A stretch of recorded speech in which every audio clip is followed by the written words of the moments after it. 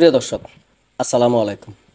গুলশানে সাবেক আওয়ামী লীগের এমপির বাসায় চাঁদাবাজির ঘটনায় পুলিশের নিকট আটক হওয়া জানে আলম অপু তার একটি ভিডিও বার্তায় উপদেষ্টা আসিফ মাহমুদ সজীব ভুঁইয়ার গুমর ফাঁস করে দিলেন।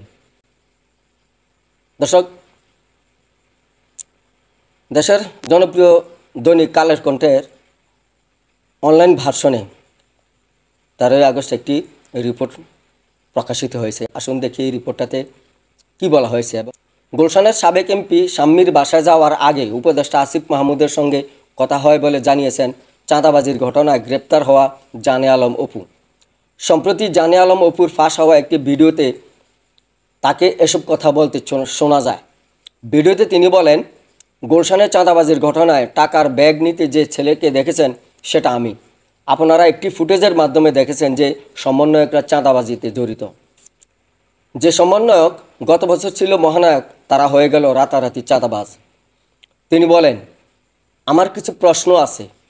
আপনারা কি জানেন ওই দিন ভোর 5টার সময় ওই জোনের ডিসি এসিকে অবগত করে একদম অফিসিয়ালি প্রসেসে পুলিশকে সঙ্গে নিয়ে শাম্মীর বাসায় আমরা অভিযান চালাই। আপনারা কি জানেন সেই অভিযানে যাওয়ার আগে গুলশানের কোনো একটি জায়গায় উপদেষ্টা আসিফ মাহমুদ সজীব ভুঁইয়ার সঙ্গে আমার কথা হয়? মিডিয়ায় সেই বিষয়টি নেই কেন? আগের রাতে অভিযানের বিষয়টি মিডিয়ায় ধামাচাপা দেওয়া হলো কেন? তিনি আরও বলেন, ভোরবেলায় আইনশৃঙ্খলা বাহিনীর সেই অভিযানের তথ্য নেই কেন? অভিযানের সময় আমরা বুঝতে পারি শাম্মী সেখানে ছিলেন। তথ্য পেয়ে তিনি পালিয়ে যান। যে 2.5 মিনিটের ভিডিও ভাইরাল করে আমাদের রাতারাতি ভিলেন বানানো হলো, তাদের কাছে চ্যালেঞ্জ, সৎ সাহস থাকলে আগের রাতের সিসিটিভি ফুটেজ প্রকাশ করেন। দেখি কে ফোন করেছে, কার ফোনে শাম্মী ওই বাসা থেকে বের হয়ে গেছেন।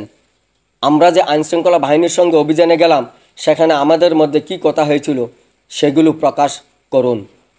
প্রিয় দর্শক, জানে আলম অপুর কথায় কিছু প্রশ্ন এসে যায়। সেই প্রশ্নগুলির সঠিক উত্তর কীভাবে দিবেন উপদেষ্টা আসিফ মাহমুদ সজীব ভুঁইয়া? প্রিয় দর্শক, সমন্বয়কদের চাঁদাবাজি সারা দেশেই একটি বিস্ফোরক হয়ে দাঁড়িয়েছে। এই চাঁদাবাজির হাত থেকে দেশবাসী কবে কখন মুক্তি পাবে কেহই আমরা জানি না। প্রিয় দর্শক, এ পর্যন্তই। সকলে ভালো থাকেন, সুস্থ থাকেন। আল্লাহ হাফেজ।